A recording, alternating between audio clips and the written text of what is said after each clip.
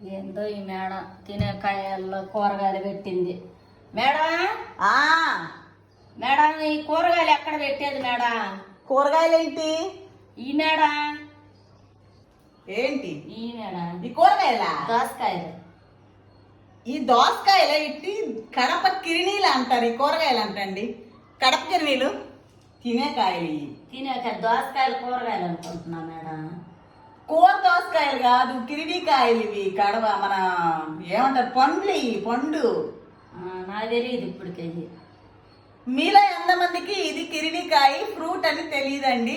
యాక్చువల్గా మన నెల్లూరులో, కడపలో ఎక్కువ ఫేమస్. నెల్లూరులో బాగా దొరుకుతాయి. తర్వాత ఒంగోలుకి వచ్చి చాలా ఎతికాను, అస్సలు దొరకలా. నెల్లూరులో అయితే 100కి 5 కేజీలు 6 కేజీలు అన్ని ఇస్తా ఉంటారు ఈ టైంలో అయితే.